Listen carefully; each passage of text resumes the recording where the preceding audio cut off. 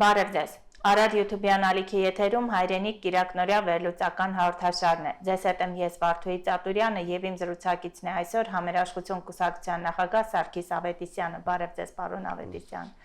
Պարոն Ավետիսյան, մտահոգիչ է այնինչ տեղի ունենում արտաքին քաղաքական ոլորտում խոսքս Իրան-Իսրայել հարաբերությունների մասին է։ Մենք տեսնում ենք, թե հուժկու պատասխան ինչպես Իրանը նաև հակադարձեց, ձեզ ինչ սպասել այս իրավիճակում։ Գիտեք, իսկապես տարածաշրջանը խառը վիճակում է գտնվում եւ գնալով ավելի խորանալու է այս process-ը, որովհետեւ եւ Իսրայելը եւ Իրանը արդեն հատել են այդ կարմիր գծերը եւ ըստ էության իրար նկատմամբ վերջնական որոշում են կայացրել, համենայն դեպս այդպես արտահայտում են եւ պետք է անպայման իրար մի երկիր մյուսին անպայման պետք է փորձի ոչնչացնել։ Ես չգիտեմ, այս ոնց կարելի է կանգնացնել, գուցե աշխարհի գերտերությունները փորձեն սա կանգնացնել, բայց արդեն այդ բաները սահմանները հատված են եւ ըստ էության երկրներից մեկը անպայման քաղաքական այդ թաթերաբեմից պետքա դուրս մնա, գուցե նաև որպես պետություն մնա, բայց ինքը այլևս այդ քաղաքական կշիռը չի ունենա, ինչ որ ուներ մինչև այս պատերազմը, եւ ինքը շատ վտանգավոր է, որ կարող է վերածվի իսկապես երրորդ համաշխարհային պատերազմին, եւ սա մեր համար այնքանով է վտանգավոր, որ նույնիսկ եթե ենթադրենք, որ Ադրբեջանը կամ Թուրքիան ինչ-որ գործողություններ չեն անում Հայաստանի նկատմամբ, ուղղակի պատկերացրեք Իսրայել-Իրան այս պատերազմը, եթե շարունակվի, ինչ է ստացվելու, բոլորս գիտենք, որ Իրանի հյուսիսային մասում ապրում են ադրբեջանցիներ կամ իրանց մոտիկ ինչ-որ թյուրքալեզու ժողովուրդներ, որոնք պատերազմական գործողությունների արդյունքում հեռանալու են երկրից։ Բնականաբար նրանք շարժվելու են դեպի հյուսիս եւ այսինքն դեպի Ադրբեջան, դեպի Հայաստան, դեպի Վրաստան, այսինքն Անդրկովկազ, դրանք միլիոնավոր են լինելու այդ փախստականները, տեսեք Եվրոպան ինչ ճգնաժամի առաջ է, որտեղ փախստականները գնում են, եւ իրանք խնդիր ունեն, չեն կարողանում դեմն առնեն, չեն կարողանում փակեն, ինչ պետք է անեն։ Նա դուք պատկերացնում եք, ասենք մեր սահմանը Իրանի հետ մոտավորապես այդ 40-45 կամ 50 կիլոմետրանոց այդ սահմանը, որտեղ միլիոնավոր փախստականներ գալիս են։ Մեր սահմանապահները ինչ պետք է անեն, սահմանը անհնար է պահել, հո չես կրակելու մարդկանց վրա, իրանք գալու են որպես փախստական, լցվելու են մեր երկիր, լցվելու են Հայաստան, որովհետև փախնելու են, գալու են դեպի հյուսիս եւ նաեւ Ադրբեջան, հետո լցվելու են ստեղից բարձրանալու են դեպի հյուսային Կովկաս, դեպի Ռուսաստան, այսինքն մի խառնաշփոթ է լինելու, որը շատ վտանգավոր է լինելու նաև մեր համար, մեր պետականության համար, հետևաբար այս հարցերին պետք է շատ ուշադիր լինել, շատ լուրջ լինել, այս իշխանությունները բացարձակ այդպիսի բաներ չեն մտածում, եւ իրանք ի վիճակի չեն դա կարգավորելու կամ համակարգելու այս process-ները, մենք դրան պատրաստ չենք, ես չգիտեմ Ադրբեջանը պատրաստ է թե չէ, բայց մենք հաստատ դրան պատրաստ չենք եւ այդ հազարավոր մարդիկ որ կան կամ 100,000-ավոր, տասնյակ հազարավոր թեկուզ մենք ուղղակի այն վիճակում կլինենք, որ ուղղակի հայերով իրար ենք ման գալու երկրում, որովհետեւ մեր թվականակը շատ քիչ է լինելու համեմատած դրան ու դա շատ մեծ վտանգ է պարունակում մեր անկախ պետականության գոյության առումով։ Արդյոք Իրան-Իսրայել այս հարաբերությունների ֆոնին Ադրբեջանը չի ակտիվանա եւ նախաձեռնի Հայաստանի նկատմամբ այս պարագայում պատերազմ, որտեղ մենք տեսնում ենք այնտեղ արդեն ռազմական վարժություններ է սկսվում եւ այլն, արդյոք այդ վտանգը կա ձեզ։ Նայեք, այդ վտանգը միշտ կա եւ դա մեծ հարցով հեչ կախված չի մեզանից։ Այսինքն մենք չենք կարող զսպել կամ մենք չունենք այդ ղեկավարությունը, որ զսպիչ դեր կատարի, ոնց որ օրինակ նախկինում էր կարողանում ենք դա անել։ Հիմա մենք դա չունենք։ Այսինքն մեր ամբողջ հույսը նրա վրա է, որ այդ երկրները, որոնք որոշում կայացնող են եւ ազդեցություն ունեն Ադրբեջանի վրա, նկատի ունեմ Թուրքիան, Ռուսաստանը, Իրանը գլուխը խառնա, այսինքն այդ երկրները որոշում չկայացնեն կամ թույլ չտան, որ դա լինի, եւ այս իրավիճակից դուրս գանք։ Իսկ եթե հանկարծ Աստված չանի, որ որոշում կայացնեն, որ դա պետքա լինի, այսինքն պետքա հարձակվեն Հայաստանի վրա եւ արդից օգտվելով բացեն այդ միջանցքը, դա արդեն բոլորովին այլ իրավիճակ է ստեղծելու, բնականաբար այստեղ մասնագետները ասում են եւ մեր բարեկամ Իրանը այդ մասին մշտապես ասել է, որ ինքը կխառնվի դրան, բայց պետք է Իրանին էլ հասկանալ, Իրանը հիմա պատերազմի մեջ է եւ եւս մի ճակատ որ բացվի, հետեւաբար բավականին լուրջ է լինելու եւ այդ առումով պետք է շատ ուշադիր լինել այն երկրների հետ, որոնց հետ մենք ունենք պարտավորություններ, նկատի ունեմ օրինակ հապկը, ինչի է պետք հիմա հապկի հետ քենքշել էլ, այսպես ասած։ Հիմա պետք է հապկի հետ հարաբերությունները լավացնել, որովհետև նման պարագայում հապկը պետք է խառնվի այս գործին եւ լավը վատը մենք ընդհանրապես մի փաստաթուղթ ունենք անվտանգության առումով եւ դա հապկի հետ է։ Այսինքն կարծում եմ պետք է Ռուսաստանի հետ հարաբերությունները հիմա ավելի լավացնել, որակական այլ կարգավիճակի բերել, որովհետև մենք դեռ չենք հասցրել այլ երկրների հետ անվտանգային համակարգեր սարքել, որպեսզի մեզ, այսպես ասած, ոտատակ չտան։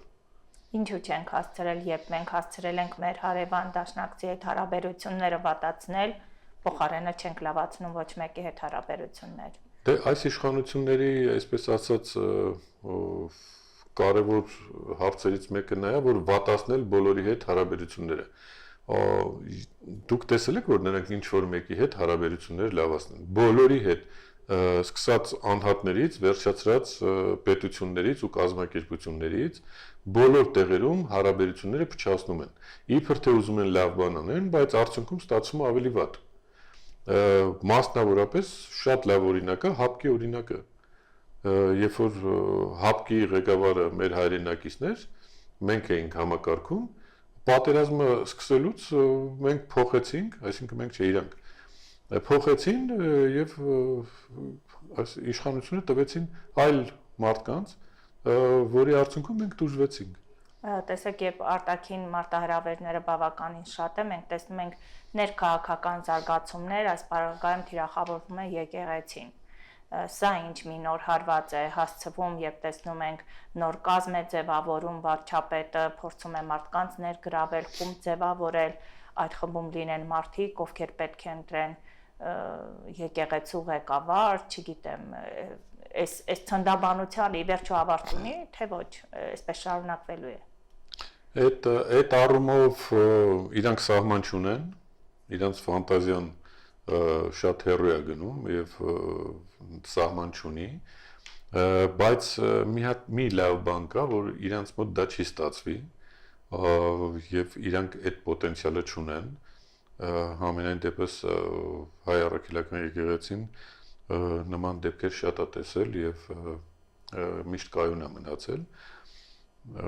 Ձեզ ասեմ, ոչ մի տարբերություն չկա ժամանակի այլ թշնամիները, որոնք հարձակվել են եկեղեցու վրա, եւ հիմա սրանց արածի մեջ։ Սրանք փորձում են եկեղեցին, որ կարևորագույն հենասյուներից մեկն է, եւ գուցե ամենակարևորը հայ ժողովրդի պատմության, հայ ազգի համար, հիմա իրանք փորձում են բան անել, ոչնչացնել, եւ տեսեք, ոչ միայն իրանք են դա փորձում անել, այլ նաև այն ազգերը կամ այն կրոնական կազմակերպությունները, որոնք թշնամական վերաբերմունք ունեն հայ ժողովրդի եւ հայ առաքելական եկեղեցու նկատմամբ։ Նրանք միասնական են գործում, տեսեք այդ ֆաշիզադե կոչված այդ բանը որ կա, այսպես ասած հոգեվոր առաջնորդը իրանց, նա ինչ է ասում, նա ասում է, որ հայ առաքելական եկեղեցին սպառնալիք է տարածաշրջանի համար։ Տեսեք ինչ է ասում, սպառնալիք է տարածաշրջանի համար։ Չի ասում վեհափառ հայրապետը, ասում է հայ առաքելական եկեղեցին։ Այսինքն դերից նշանը տված է, որ պետք է պայքարել եկեղեցու դեմ։ Սա քայլեր արեց, տեսա որ եկեղեցու դեմ դժվար է պայքարել, որովհետև ժողովուրդը եկեղեցու կողքին է։ Ինչ արեց, իրան բնորոշ այդ պայքարը շեղեց, մցրեց դեպի բան, տարավ դեպի վեհափառ հայրապետ։ Վեհափառի հետ կապված էլ անձնական բան է մտնում, տիրույթ է մտնում, ու ինչ որ բաներ է խոսում բայց առաջի դեպքը չէ, երբ մենք տեսնում ենք մեր գեներալներին, ղեկավարներին, այսպես ասած, թիրախավորվում, այսինքն անհատական ուղղություն է վերցնում եւ անձնական կյանք ներխուժում։ Լավ, սա թողնելով մի կողմ ուզում եմ հարց տալ, այն մարդիկ, ովքեր կանգնած են եկեղեցու կողքին, մենք դիտարկեցինք նաեւ առաջին նախագահի հանդիպումը վեհափառի հետ, նա նույնպես թիրախավորվեց։ Այսինքն նախագահները թիրախի արդեն տակ են փաստորեն, հերթով նախագահներին թիրախավորում է, հիմա էլ առաջին նախագահին։ Ինչ կարծիք ունեք, այս թիրախավորման հիմնական նպատակը ո՞րն է։ Նայեք, հիմնական նպատակը էլի է թենյասուները ոչնչացնելն է։ Բնականաբար առաջին նախագահը շատ ավելի խելացի է, շատ ավելի պատրաստված է եւ փորձ ունի եւ հասկանում է, որ այսօր պետք է կանգնել եկեղեցու կողքը։ Հեչ կարևոր չի վեհափառի անձը։ Պետք է կանգնել եկեղեցու կողքը, որովհետեւ այս մարդկանց նպատակը ոչ թե վեհափառի հարցն է, վեհափառ փոխելը, ոնց որ իրանք ներկայացնում են։ Դա կեղծ կատեգորիա է, այդպիսի հարց չկա։ Վեհափառին ուղղակի վարկաբեկում են, բայց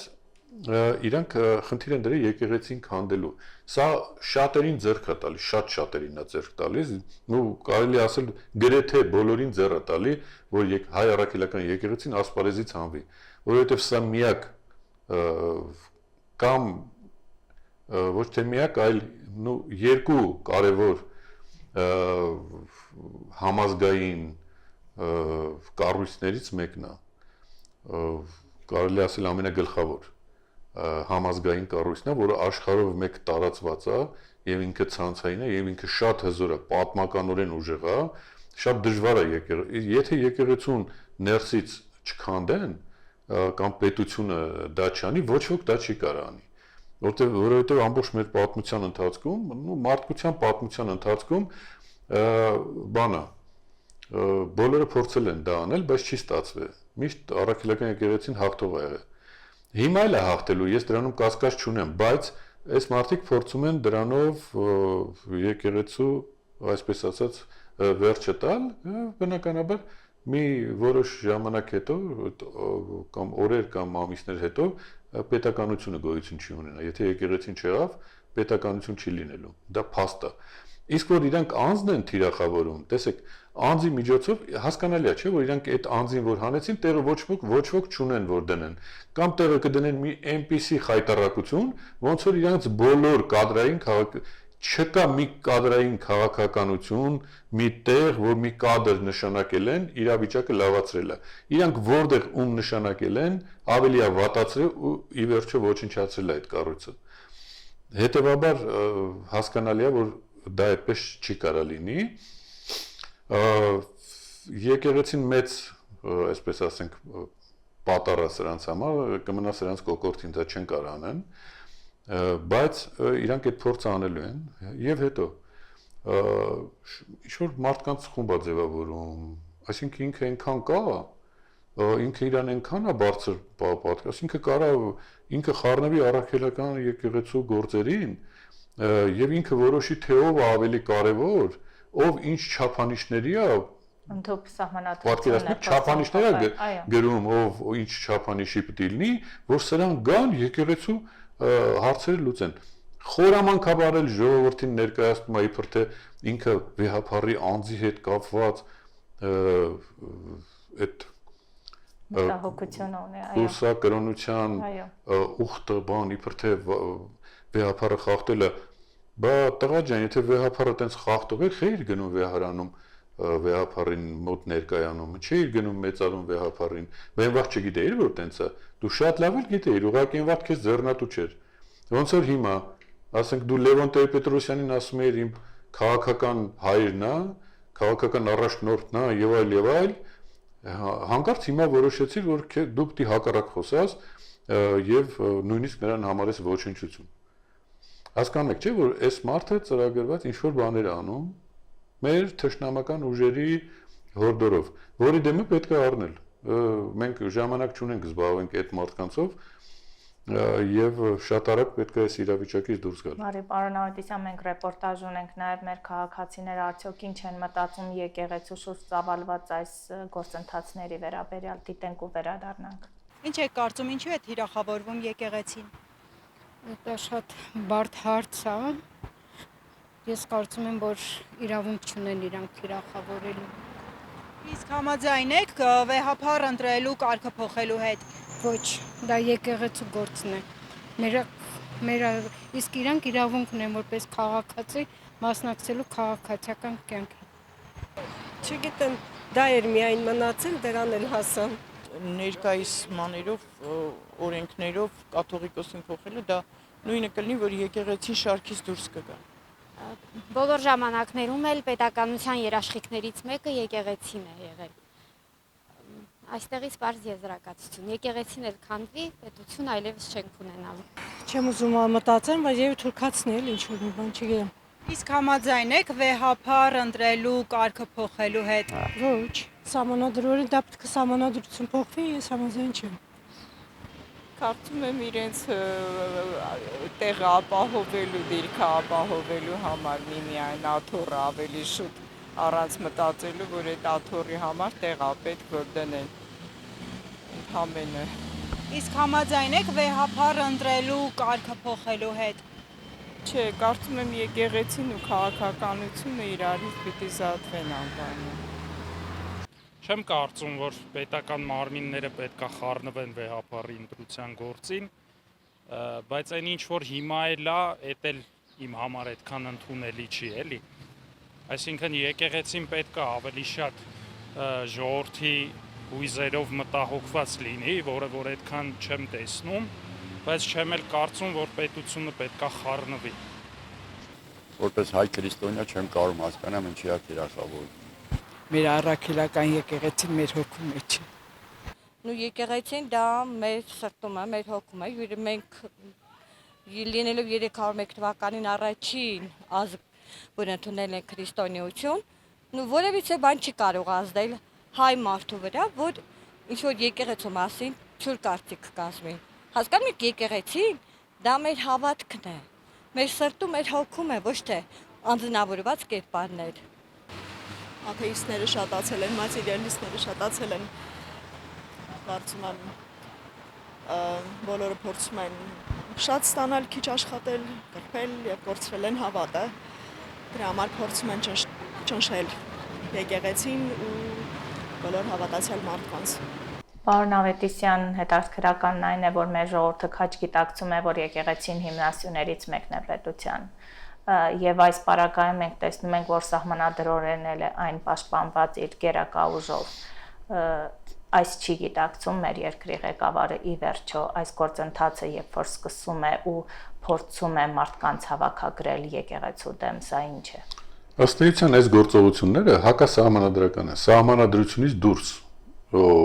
Այլևս Հայաստանը սահմանադրական չի եւ իրանց բոլոր գործողությունները անընդհատ ապացուցում են, որ Հայաստանը սահմանադրությունը խախտվում է ամեն վայրկյան, ամեն քայլափոխին, ժողովուրդը պաշտպանված չի, երկրի տարածքները սահմանադրությամբ պաշտպանված չեն եւ սահմանադրության համար պատասխանատու անձը, որը ստանձնել է երկրի ղեկավարությունը եւ երթվել է, որ տարածքների անձեռնամխելիությունը, անվտանգությունը, սահմանադրական կարգը պետք է ապահովի, ինքը բացարձակ դրանով չի զբաղվում եւ խախտվում է սահմանադրական կարգը երկրում։ Մի մարդու ուզածով է, ասենք ինքը ոնց ուզում է, այտենց թելադրում է։ Հետևաբար երկիրը հակասահմանադրական տիրույթում է գտնվում եւ սահմանադրությունը այլևս գոյություն չունի։ Սահմանադրությունը պետքա սահմանադրական կարգը Հայաստանում պետքա վերականգնել։ Սա շատ լուրջ թեմա է։ Բնականաբար ինքը ինչ ուզենա կասի, որ վեհապարը պետքա փոխվի, որովհետև ինքը ինձ հետաքրքիր չի, կարող ասի վեհապարը բանա այլ մարդ պետք է լինի, իր ուզած մարդկանցից մեկը, ԿՓ-ից մեկին կարող է դնել վեհապար։ Ներողություն, իսկ արդյոք չեք դիտարկում, որ սա պատե առիթ է, որպեսզի սահմանադրության փոփոխման հարցը բերել օրակարգ առաջնային։ Իհարկե, դա հենց դրա հետ կապված է։ Այս ամեն ինչը խառնելու են, արանքում մտցնելու են սահմանադրությունը, բերելու են այն նոր սահմանադրությունը, որը Բաքվում գրված է, պատրաստ է, փոխանցել են իրանց, հիմա դա պետք է իրանք ներկայացնեն։ Այն արդարադատության նախարար կա մի աղջիկ, որը ասում է, որ բանա հայցակարգը դեռ 1 տարի պետք է գրենք, բան եւ այլն, ու տպավորությունը այնպեսին է, որ այդ գրած պատրաստը ուղղակի ժամանակ են ձգում, ինչ որ հարմար պահի դնեն, անցկացնեն եւ ուրանալով ցեղասպանությունը, բնականաբար ջերելով ցեղասպանության հարցը, բայց ես ուզում եմ ասել հետեւյալը, որ գենետիկ հայերի, գենետիկորեն հայ մարդկանց գեների մեջ նստած է եւ առաքելական եկեղեցին եւ ցեղասպանությունը, որը պետք է ճանաչվի եւ հատուցվի, փոխհատուցվի եւ իրանց համար շատ դժվար է լինելու, իրանք չեն կարելու դա հաղթահարեն։ Ես վստահ եմ դա տենց չի լինելու եւ հետո երբ որ մարդը փորձում արդեն Աստծո գործերին խառնվի, իսկ այս մարդը վարչապետի աթոռը զբաղեցնողը հիմա որոշել է, որ Աստծո ամենագլխավոր պատասխանատուին ինքը պետք է որոշի, նա պետք է մնա թե չմնա, այսինքն Աստված այդքան հնարավորություն չունի, ոչ այդքան ուժ ունի, ոչ այդքան կարողություն ունի, Անի 10 հոգի խումբ, որը էլի ինքն է ընտրելու։ Այո, հա, այսինքն ինքը այնքան մեծամտ ամենամեծ մեղքերից մեկը մեծամտությունն է։ Եկա այնքան է մեծամտացել, որ իրան դրել Աստծո տեղը եւ Աստված սովորաբար այդ մարդկանց շատ լուրջ պատժում է, շատ լուրջ։ Հետևաբար ինքը բռնել այդ ճանապարհը, գնում է այդ ճանապարհը, որ պատժվի։ Դե ինչ ասեմ, հիմա ով կարա իրան օգնի, թող գնա իր պատիժը ստանա, որովհետև ինքը վտանգ է բոլորի համար արդեն։ Չկա մի նորմալ մարդ, որը տեսնելով այս մարդու գործողությունները վտանգված չզգա։ Լավ, իսկ իմպիչմենտի գործընթացին վերադառնալով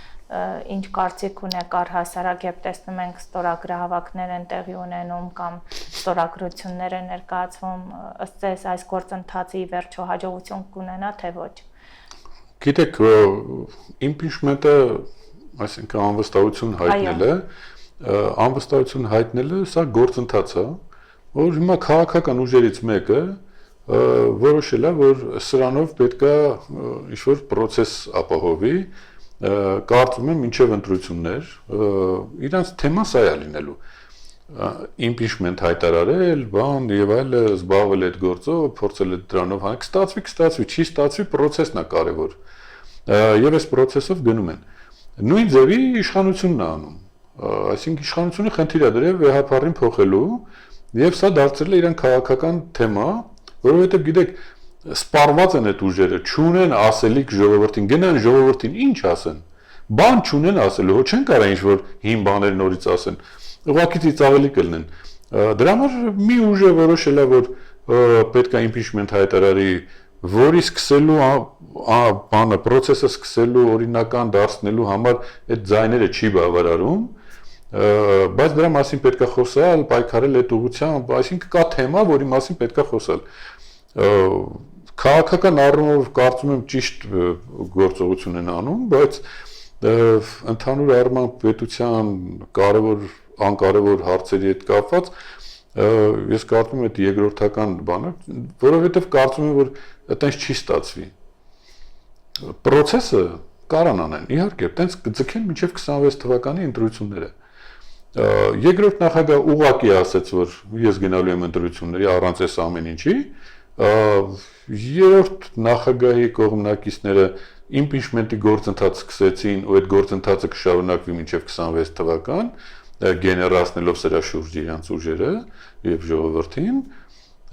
գործող վարչապետի աթոռը զբաղեցնողն էլ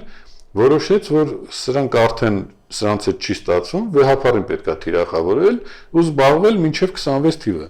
Սրանք զբաղված են քաղաքական process-ներով։ Երկրի շուրջ պատերազմը,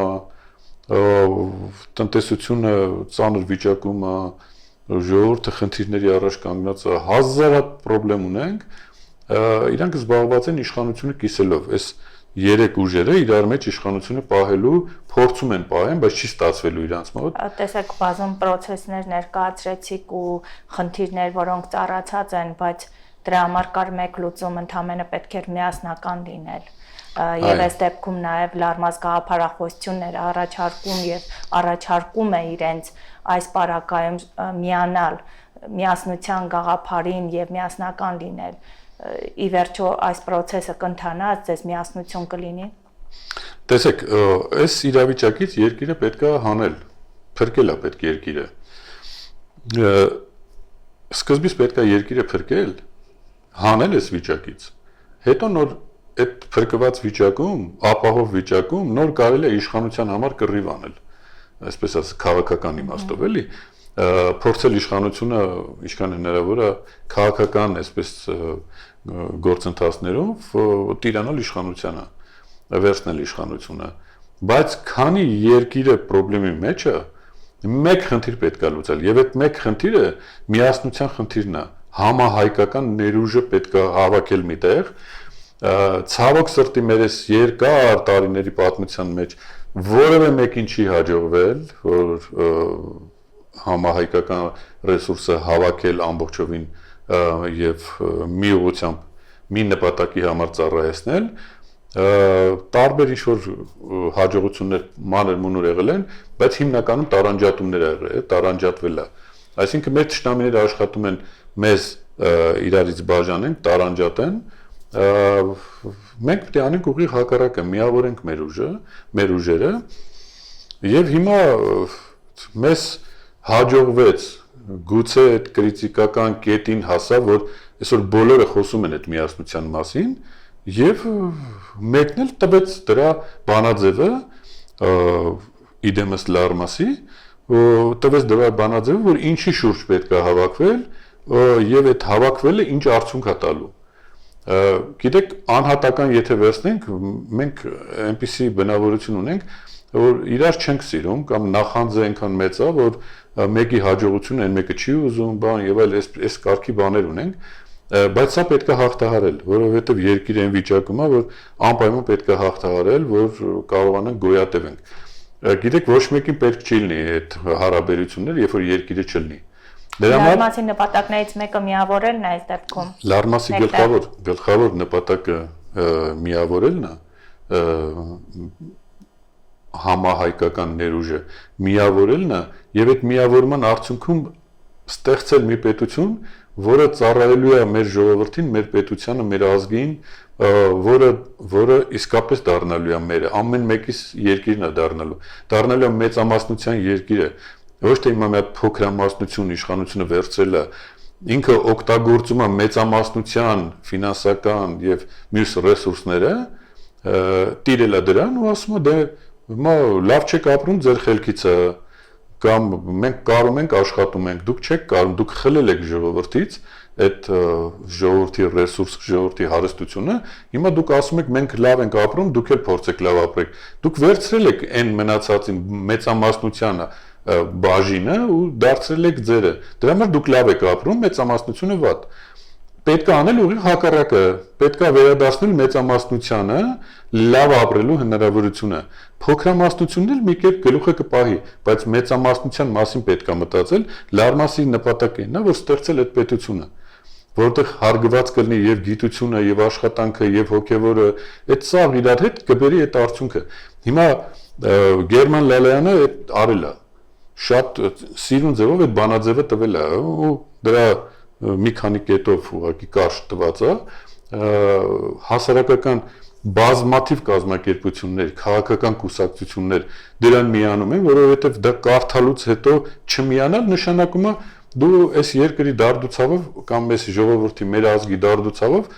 չես ապրում, ուղղակի քեզ հետաքրքիր չի։ Կամ այլ նպատակներ ունեք, որը որ շատ վատ է, հետևաբար, բայց այն ուժերը, որոնք միանում են, ակնհայտ երևում է, որ այդ մարդիկ մաքուր ուժեր են, սրա նրա տակ չեն եւ ցուցումներ չեն ստանում։ Չնայած ուզում եմ շեշտել, որ սա շատ կարճ է տևելու այս process-ը, ոչ մեկը չի դիմանա լարմասին։ Լարմասը ջարդ ու փշուր անելու բոլորին, ովքեր այսօր ինչ-որ փորձում են fake լարմասա տիպի բաներ ստեղծեն, չի ստացվելու, մի արեք, էներգիա մի ծախսեք, ռեսուրս մի ծախսեք։ Դուք չեք էլ պատկերացնում ինչ ահռելի մեծ ուժի հետ գործեք ունենալու եւ հետո գալու եք կանգնեք վերջում։ Դուք որոշեք ձեր տեղը։ Բարի պարոն Այդիսյան, մեր ժամանակը սպառվեց, մենք էլ հորդորենք մեր հետևորդներին լինել ուշադիր, խաղաղ եւ մտորելի վերջո միասնությունը ուժ է։ Մնացեք խաղաղությամբ, Աստված ձեզ պահապան։